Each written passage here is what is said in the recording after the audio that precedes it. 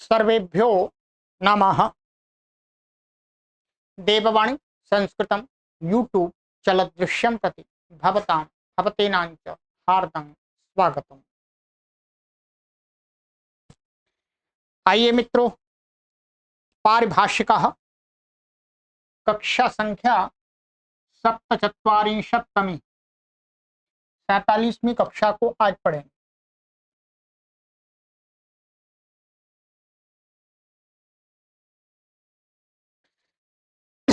Forty seven. अभी तक हमने आपको 62 परिभाषाएं पढ़ा दी हैं। गत कक्षा में हमने आपको 2 परिभाषाएं पढ़ाई थी। लादेशेषु वा स्वरूप विधिर न भवति और उभय निर्देशे विप्रतिषेधात् पंचमी निर्देश। ये 2 परिभाषाएं आपको पढ़ाई। चलिएगा आज 63वीं परिभाषा पढ़ते हैं। 63। आपको इसकी पीडीएफ चाहिए तो आप हमसे यहाँ पर संपर्क कर लीजिएगा। तो पढ़ने के लिए पीडीएफ अथवा पुस्तक आवश्यक होती है, परंतु पुस्तक ये वर्तमान में उपलब्ध नहीं है, इसलिए पीडीएफ को आपको मैं निःशुल्क शेयर कर देता हूं। तो आप अपने ईमेल आदि में सेव कर लीजिएगा, इसका प्रिंट निकलवा लीजिएगा, ठीक है, आपकी सुविधा के लिए। परंतु ये पीडीएफ आपको तभी तक मिलेगी जब तक हम इसको लाइव पढ़ा रहे हैं। लाइव पढ़ा करके हमारा कोर्स संपन्न हो जाएगा, फिर हमारे पास में पीडीएफ नहीं रहती है, अतः पीडीएफ फिर डिलीट हो जाती है। हम इकट्ठा नहीं करते, इतना बहुत सारा डाटा हो जाता है, तो ध्यान रखेंगे। आज से यदि कोई बाद में 1 साल बाद हमसे पीडीएफ मांगेंगे तो वो पॉसिबल नहीं होगी, ठीक है, इसलिए आप अपने ईमेल में सेव कर लीजिएगा। चलिए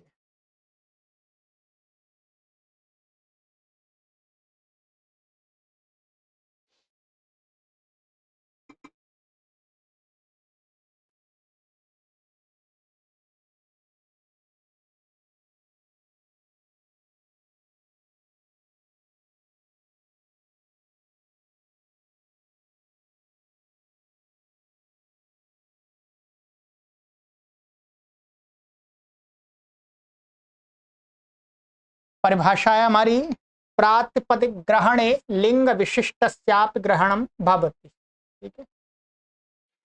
कि उत्थानिका छोटी सी बनाई है, सरल परिभाषा है।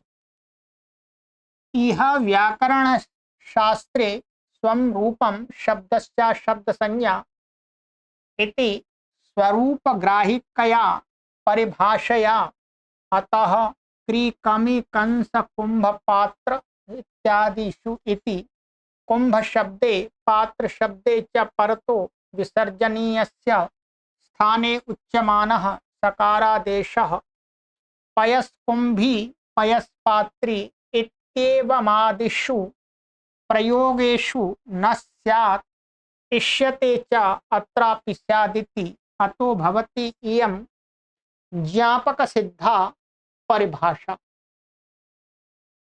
एक ही वाक्य है। कहते हैं यहाँ पर गुरुजी ने ये समझाया कि व्याकरण शास्त्र में हमारे पास में हमने अष्टाध्यायी भाष्य प्रथमा वृत्ति में सूत्र पढ़ा था, स्वम रूपम शब्दस्या शब्द संज्ञा का। इस व्याकरण शास्त्र में संज्ञा को छोड़ करके जो भी शब्द का है उसके स्वरूप का ग्रहण होता है, उसके पर्यायवाची, ठीक है, या उसके अर्थ का ग्रहण नहीं होता, शब्द का ग्रहण होता है, स्वरूप। इति इस स्वरूप ग्राहिक परिभाषा के द्वारा अतः क्रिकमी कंस कुंभ, एक सूत्र दिखाया कि यहाँ पर क्या कुंभ और पात्र ऐसे शब्द पड़े हुए हैं। इसमें कुंभ शब्द के और पात्र शब्द के परे रहते विसर्ग को सकार आदेश कहा है। अब कहते हैं कि जैसे पयस कुंभी और पयस पात्री, यहाँ पर कुंभी शब्द है, पात्री शब्द है स्त्रीलिंग। यहाँ पर तो पुल्लिंग मान सकते हैं, स्त्रीलिंग नपुंसकलिंग मान सकते हैं इसको, परंतु यहाँ कुंभी तो नहीं है। कुंभ शब्द अलग हुआ, कुंभी अलग हो गया। जबकि ये सूत्र कहता है यहाँ पर कुंभ शब्द से कुंभ का ही ग्रहण होगा, उससे भिन्न का अर्थ ग्रहण नहीं, भिन्न का ग्रहण नहीं होगा। ऐसे पात्र से तो यहाँ पर कैसे विसर्ग को स करेंगे, यहाँ पर हमें सत्व करना है। तो कहते हैं यहां पर इन प्रयोगों में प्राप्त नहीं हो। और इष्यते यात्रा पिशाच, इष्ट है कि यहां पर विसर्ग को सकार हो जाए। तो इसके लिए ज्ञापक सिद्ध परिभाषा है। क्या परिभाषा है कि प्रातिपदिक ग्रहणे लिंग विशिष्टस्यापि ग्रहणम भवति।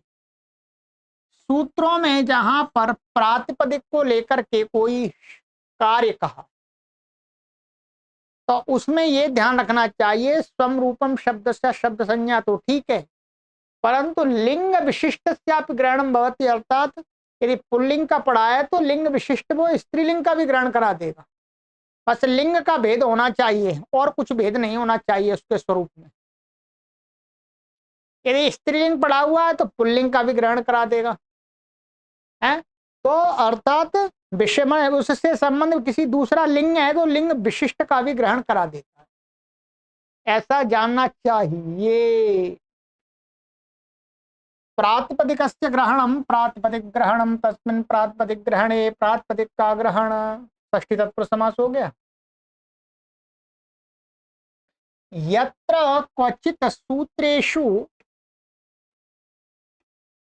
प्रातिपदिके परतः पूर्वस्य कार्यमुच्यते प्रातिपदिकात् वोत्तरस्य प्रातिपदिकस्यैव वा तत्र पठितलिंगात् भिन्नलिंगात् लिंगस्यापि ग्रहणं भवतीति मंतव्यम्।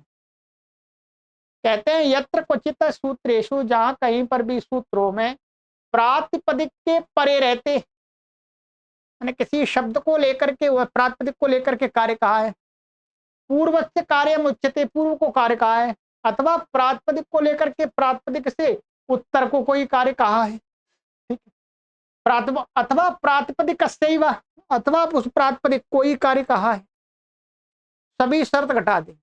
प्रातिपदिक को लेकर के प्रातिपदिक को कार्य कहा जा सकता है, प्रातिपदिक को लेकर के प्रातिपदिक के परे पूर्व को कार्य कहा जा सकता है, प्रातिपदिक को लेकर के प्रातिपदिक से उत्तर को कहा जा सकता है। बस यही तीन स्थिति रहती है और तो कोई स्थिति है ही नहीं।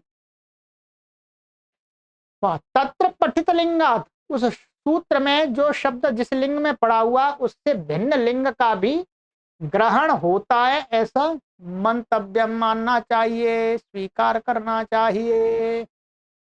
ठीक है, चलिए अग्रे।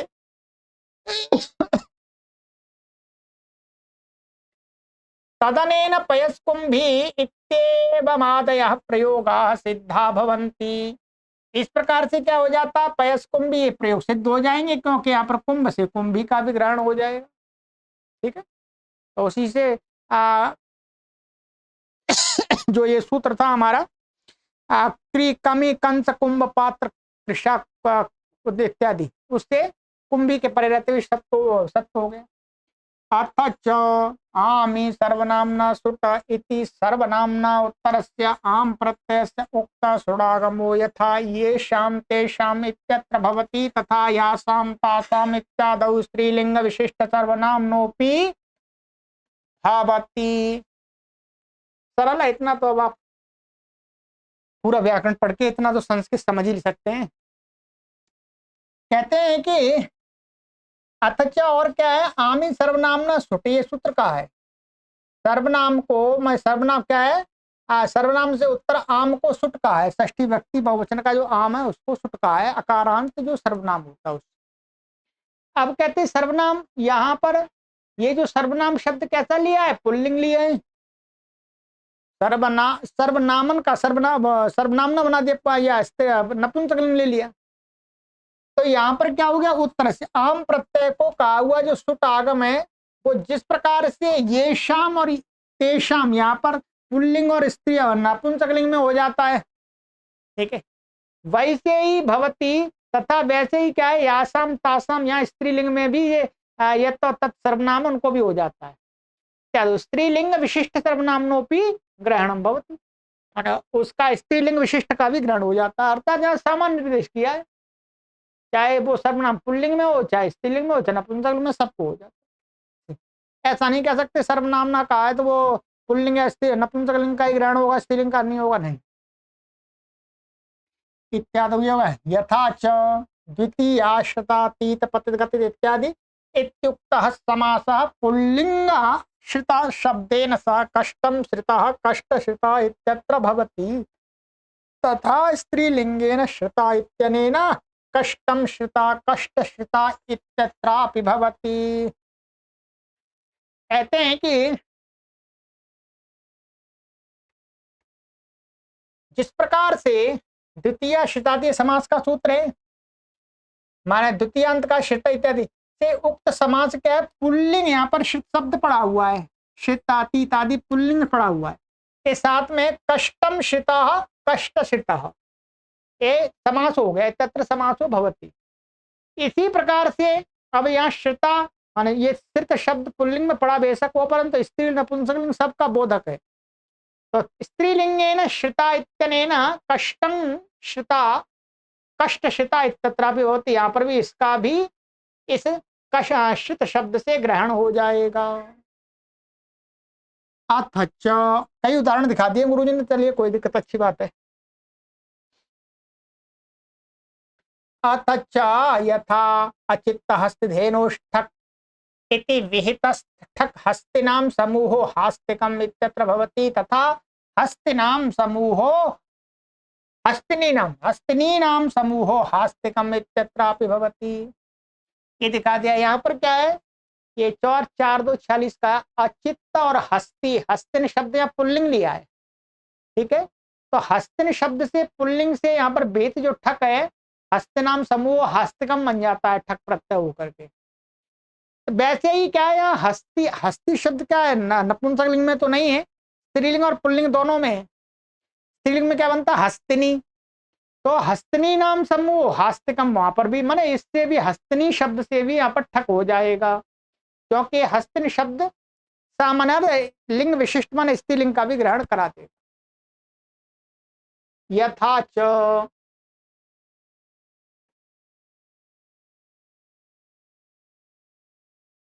शयवासवाशिष्वकालात् इति सप्तम्याः विभक्तेरलुक् ग्रामे वासी इत्यत्र भवति तथा ग्रामे वासिनी इत्यत्रापि भवति।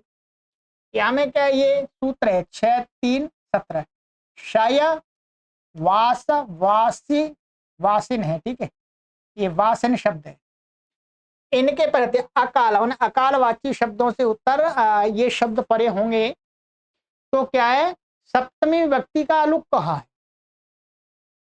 तो जैसे ग्रामे ग्रामे ग्रामेशु वासी ग्रामवासी, ग्रामे वासी हो गया, सप्तमी का अलुक हो गया, क्योंकि यहाँ वासी शब्द पड़े हुए, या पुल्लिंग पड़ा हुआ है वास्तव में वासी सु, ठीक है, क्या है वासी, वासिनी शब्द है तो पुल्लिंग पड़ा हुआ है, यहाँ पर हो जाता है। वैसे ही यदि स्त्रीलिंग में वासिनी बनता है तो वासिनी के परे रहते भी ग्रह यहाँ पर अलुक हो गया, क्योंकि वहां पुल्लिंग से लिंग विशिष्ट स्त्रीलिंग और नपुंसकलिंग दोनों का ग्रहण हो जाएगा, ठीक है।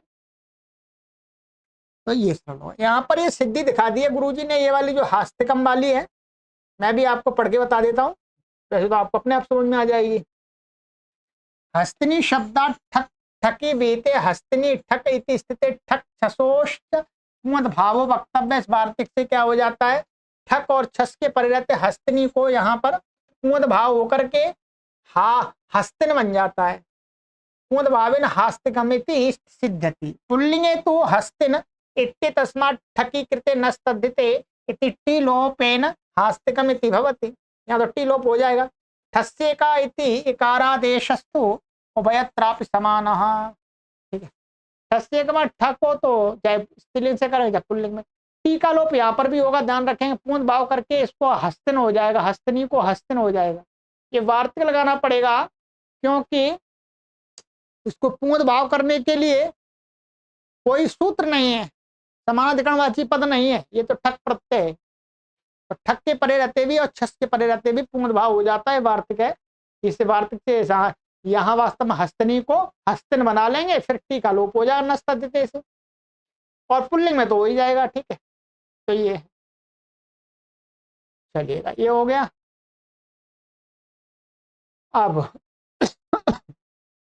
अब और बता रहे हैं यहाँ पर ज्ञापक बता रहे हैं। अब युवा खालति पलित वलिन जरती भी इति समानाधिकरणेन जरती शब्देन सह युव शब्दस्य उच्यमानः समासश्चास्याः परिभाषायाः सत्वे लिंग। कहते हैं इस सूत्र में जो ये शब्द पड़ा हुआ है जरती शब्द, ध्यान रखें क्या है जरती, जरती शब्द क्या है समानाधिकरण जरती शब्द के साथ में युवा का जो युव शब्द से समास कहा है वो इस परिभाषा के अस्तित्व में लिंग है, ज्ञापक है।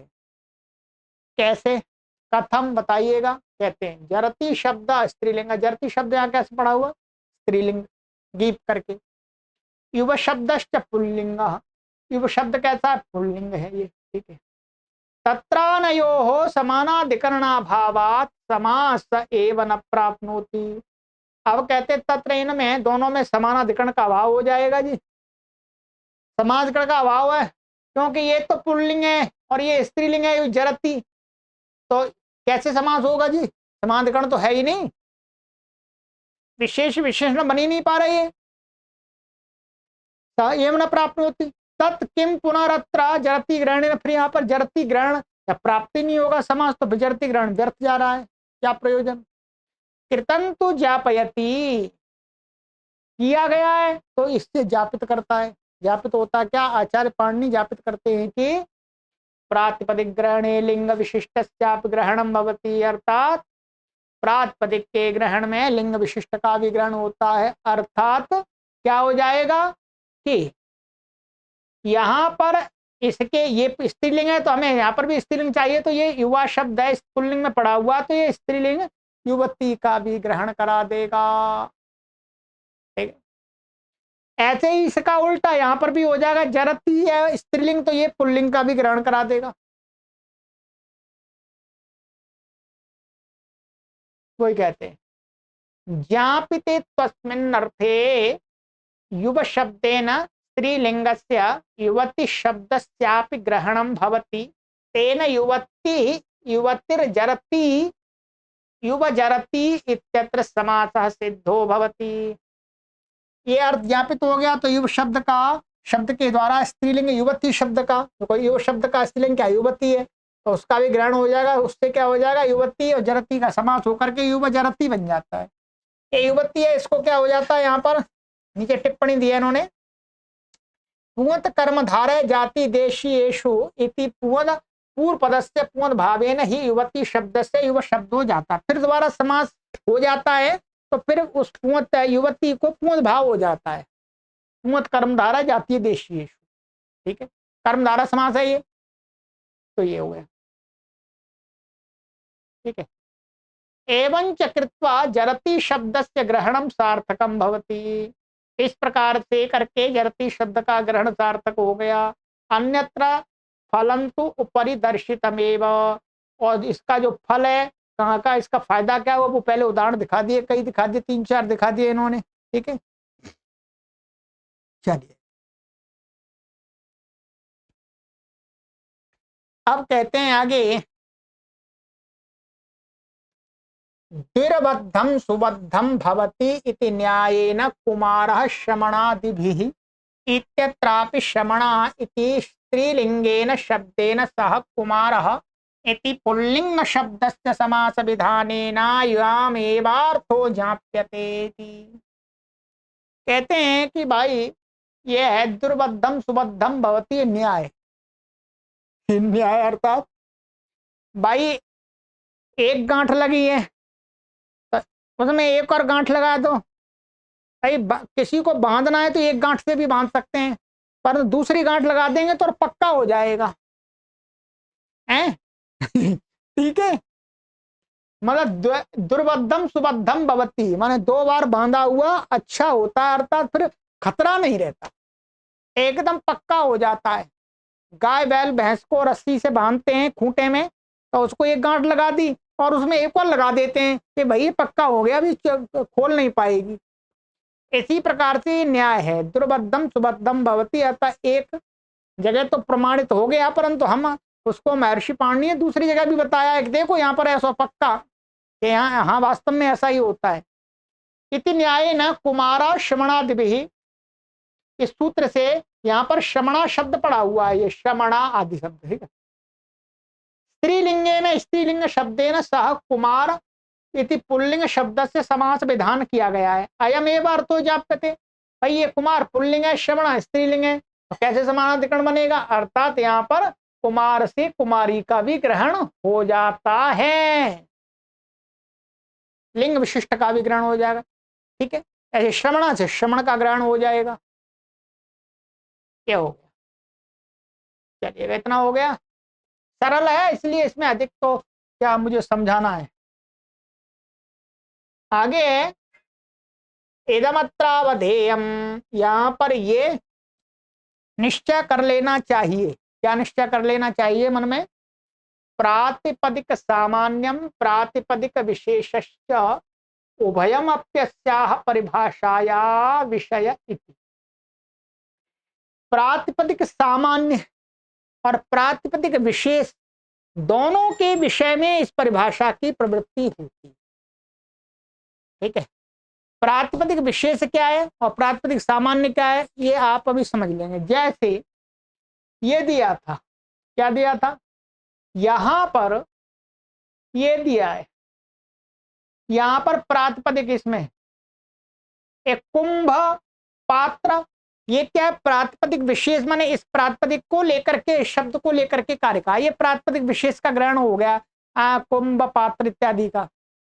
और प्रातिपदिक सामान्य, सामान्य का जैसे आमी सर्वनामना सुट, यहाँ सर्वनामना कह दिया, तो सर्वनामना से सर्वनाम शब्द का नहीं, सर्वनाम जो सर्वनाम संज्ञक शब्द है उनका ग्रहण हो रहा है, ये प्रातिपदिक सामान्य हो गया।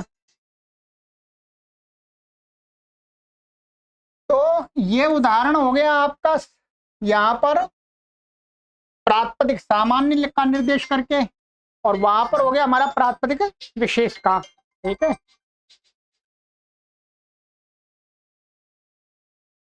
चलिएगा, तो ये हो गया प्रातिपदिक सामान्य और प्रातिपदिक विशेष दोनों का मैंने बता दिया आपको, ठीक है। अब यहां पर ये लिखा हुआ था, एक वाक्य और रह गया थी, ठीक है, दोनों का ग्रहण है, दोनों में परिभाषा लगेगी। तथा चैव उदाहृतम, उसी प्रकार के उदाहरण भी दिए हैं दोनों के। उक्तंच कैयटेपि यथा कथंचित प्रातिपदिक ग्रहणे एषा परिभाषोपतिष्ठते, यहाँ पर ऐसा होना चाहिए कैयटे नापि, ठीक है। कैयट आचार्य के द्वारा भी, प्रदीप जो टीका है यहाँ ना छूट रहा है वास्तव में, उक्तंच कैयटे नापि, ये उक्तम कथा प्रत्यांत का प्रयोग करता तृतीया होगी, तो कैयट के द्वारा भी, आचार्य कैयट के द्वारा भी ये कहा गया है, इस सूत्र की जो महाभाष्य पर टीका है प्रदीप, उसमें कि यथा कथंचित, माने जिस भी किसी भी प्रकार से प्रातिपदिक का ग्रहण के विषय में इस परिभाषा की उपस्थिति होती है, न तो प्रातिपदिक स्वरूप ग्रहण एवं, केवल ऐसा नहीं है प्रातिपदिक को, प्रातिपदिक के स्वरूप के ग्रहण के विषय में ही होती है, अर्थात जैसे कुंभ को कुंभ पात्र आदि वाले सूत्र में, अथवा युवा जल युवा पालती जलती इत्यादि उस वाले सूत्र में, ठीक है, अथवा द्वितीय शितातीत आदि में, इनमें क्या है? प्रातिपदिक विशेष को लेकर के कहा है। तो इसमें ही नहीं, सब जगह में, जैसे आमी सर्वनाम सुट, वहां पर भी लगेगी, प्रातिपदिक सामान्य का ग्रहण है सर्वनाम करके, तो उसमें भी लगेगी। ये उन्होंने भी स्वीकार किया है, आचार्य कैयट ने भी। चलिए, अब इस परिभाषा के स्वीकार करने पर कहीं पर दोष भी आता है, तो उसका निवारण करने के लिए दूसरी परिभाषा बना दी। ये एक प्रकार से ऐसा मानिएगा, एलोपैथिक मेडिसिन है, एक दवाई दे, एक मेडिसिन देते हैं तो दूसरी समस्या खड़ी हो जाती है, फिर दूसरी, और फिर उसके लिए फिर दूसरी मेडिसिन देते हैं, फिर तीसरी खड़ी हो जाती है। वैसे ही एक समस्या का निवारण करते हैं तो दूसरी समस्या खड़ी हो जाती है, ठीक है। तो ये एक प्रकार से देसी दवाई नहीं है, ये एलोपैथिक है। चलिए देखते हैं। प्रातिपदिक ग्रहणे लिंग विशिष्टस्यापि ग्रहणं भवति इति अनया परिभाषया,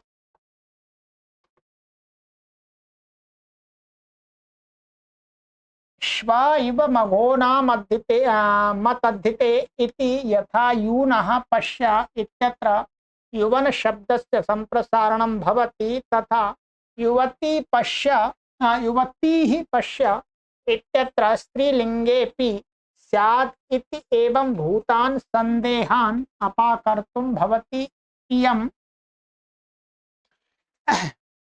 वाचनिक भवति इयं पूर्वस्याः परिभाषायाः अपवाद भूता वाचनिकी परिभाषा। पूर्व परिभाषा की अपवाद भूत परिभाषा ये वाचनिकी है। कहते हैं भाई ये तुमने कर दिया, प्रातिपदिक ग्रहण लिंग विशिष्ट ग्रहण भवति, माने किसी भी लिंग में पड़ा हुआ सारे लिंगों का ग्रहण हो जाता है। इस परिभाषा के स्वीकार कर लेने पर एक सूत्र है श्व इव मघो नाम तद्धिति। ये सूत्र क्या करता है, यहाँ पर ये शब्द है युव, युवन शब्द है, ये पुल्लिंग में पड़ा हुआ है यहाँ पर, ठीक है। इसको ये कहा है कि युवन भसंजक शब्द होगा तो भसंजक शब्द को उसको संप्रसारण कहा है, तो संप्रसारण होकर के इसका प्रथमा विभक्ति द्वितीय विभक्ति बहुवचन में यूनः बनता है। यूनः पश्य, युवाओं को देखो। यहाँ पर जब शस लाएंगे शस तो इसकी भसंज्ञा हो जाएगी, भसंज्ञा होने से क्या हो जाएगा, इसको संप्रसारण हो जाएगा, तो यूना बन जाएगा पुल्लिंग को। अब ये कहते हैं यहाँ पर युव शब्द हमारे पास वो परिभाषा है प्रातिपदिक ग्रहण लिंग विशिष्ट ग्रहणम भवति, तो उससे तो युवन, युवन से युवती स्त्रीलिंग का भी ग्रहण हो जाएगा। अब युवती स्त्रीलिंग में ग्रहण हो जाए तो युवती का हम द्वितीय व्यक्ति बहुवचन में बनाएंगे तो वहां पर भी संप्रसारण होने लगेगा। ये होगा यूना इत्यत्र संप्रसारणम भवति तथा वैसे युवती ही पश्य, यहाँ पर स्त्रीलिंग में वर्तमान है उसको भी होना चाहिए, तो ये गलत हो जाएगा। फिर यहाँ पर हमें संप्रसारण चाहिए ही नहीं। तो इस प्रकार के उत्पन्न हुए जो संदेह हैं उनको हटाने के लिए पूर्व परिभाषा की अपवाद परिभाषा ये है, ठीक है, नीचे वाली। विभक्त लिंग विशिष्ट ग्रहणम न, अर्थात विभक्ति संबंधी कार्य करने में तो प्रातिपदिक ग्रहण लिंग विशिष्ट ग्रहणम न भवति। विभक्ति को मान करके, विभक्ति को आश्रित करके कोई कार्य कहा जा रहा है उसमें लिंग विशिष्ट का ग्रहण नहीं होता है, वो तो जिस लिंग का पड़ा हुआ उसी का ग्रहण होगा। विभक्त्याश्रये कार्ये कर्तव्ये पठित लिंगादन्य लिंगस्य प्रातिपदिकस्य ग्रहणं न भवति। विभक्ति के आश्रित, व्यक्ति के आश्रित कार्य के करने में पठित लिंग जिस शब्द से पड़ा, जिस लिंग में पड़ा हुआ उससे अन्य लिंग का प्रातिपदिक का ग्रहण नहीं होता है।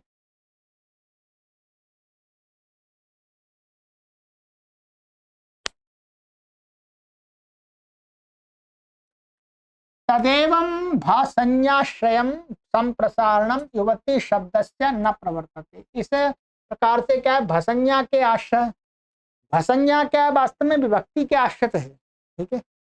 किसके आश्रित है, विभक्ति के आश्रित है, तो विभक्ति के आश्रित है, वंशसादी विभक्ति है, ठीक है, तो उसके आश्रय भसंज्ञा तो युवती शब्द को संप्रसारण नहीं होता है। तथा यहाँ पर नीचे लिखा हुआ है कुछ टिप्पणी में, टिप्पणी कहाँ लिखी थी, ये नंबर 1 पे, नंबर 1 पे यहाँ लिखी थी ये,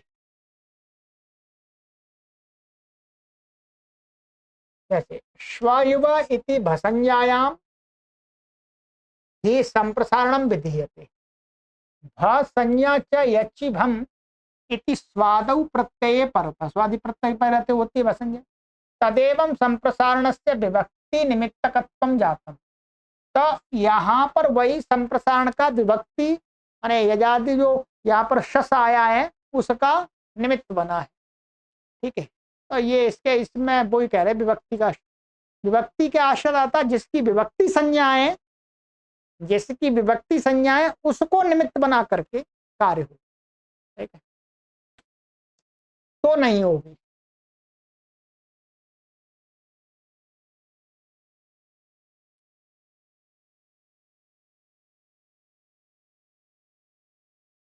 ये हो गया।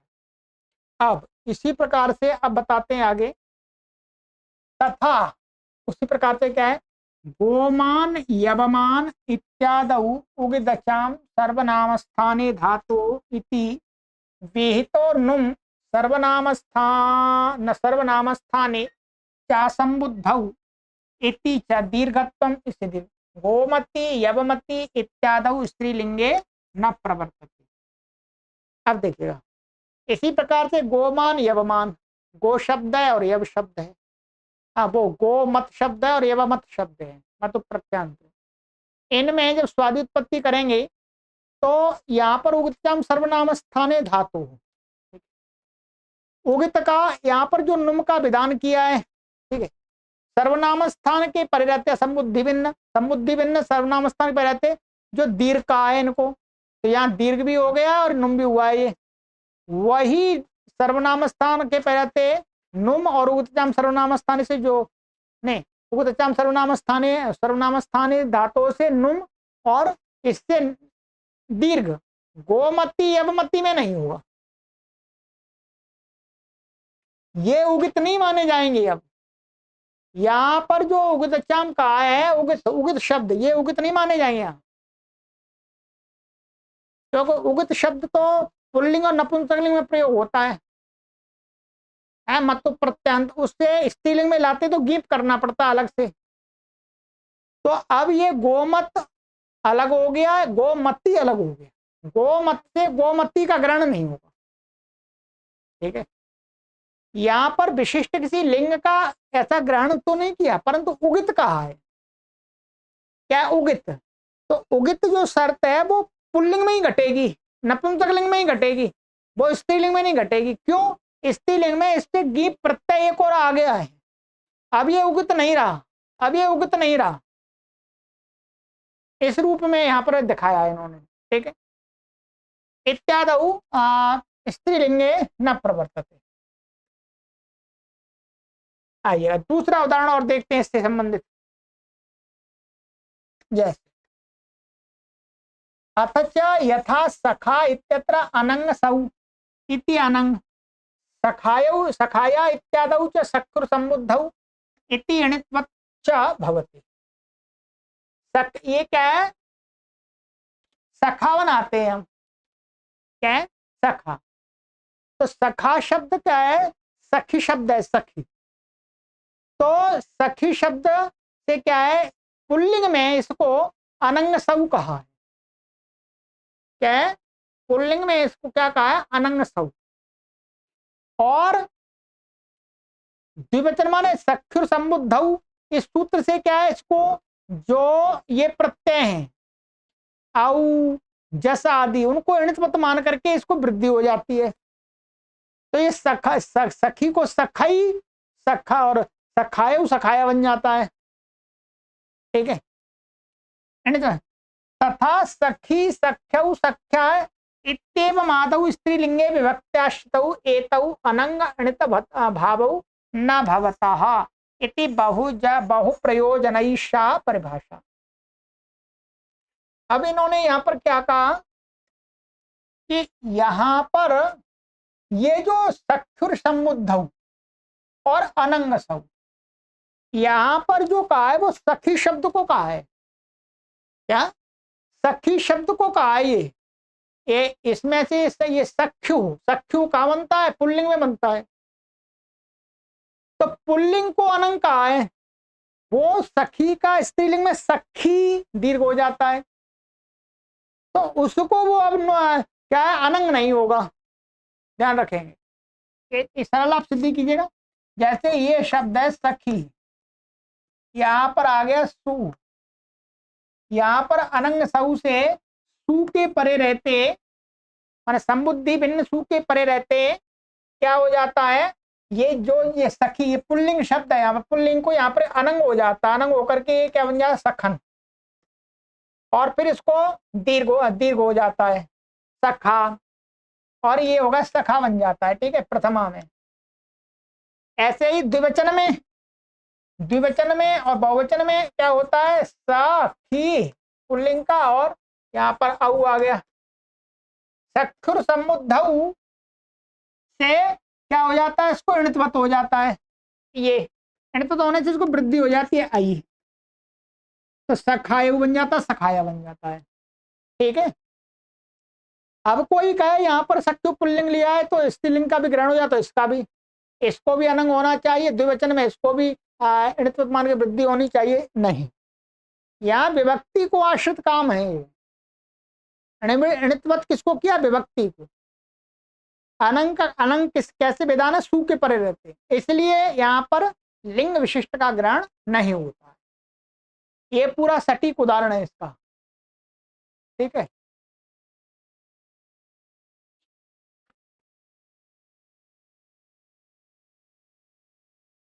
तो इसलिए यही कहा, इत्येवम् आदौ स्त्रीलिंगे विभक्त्याश्रितौ एतौ अनंग ऋत्वद भावौ न भवतः इति बहु प्रयोजना ऐसा परिभाषा, ये बहुत प्रयोजनों वाली, सिद्ध करने वाली परिभाषा, इसको भी ध्यान रखना। ठीक है, विभक्ति को आश्रित माने ऐसा नहीं है कि विभक्ति नाम लेकर के कहा हुआ कर, नहीं, जो विभक्ति जिसकी संज्ञा है, जिस प्रत्यय की, उसको मान करके, बस उसको निमित्त मान करके कोई कार्य कहा जा रहा है पुल्लिंग में, तो वो पुल्लिंग शब्द स्त्रीलिंग का ग्रहण नहीं करेगा, स्त्रीलिंग का कहा गया तो पुल्लिंग का नहीं ग्रहण कराएगा, बस इतना भाव है इसका। ठीक है, तो ये हो गया। अब हमारी परिभाषा है, बड़ी परिभाषा है आगे की, वो आज की कक्षा में नहीं हो पाएगी, वो अगली कक्षा में ही होगी। ठीक है, अगली कक्षा में ही होगी। चलिए, ठीक है, ये बड़ी परिभाषा है, ये लगभग मुझे ये 2 3 2.5 लगभग 3 पेज पढ़ाने पड़ेंगे, 2 पेज मान लीजिएगा, इतनी जल्दी है, उसमें थोड़ा सा समझाना पड़ेगा आपको। ठीक है, तो समय लगेगा। चलिए, सर्वेभ्यो नमः।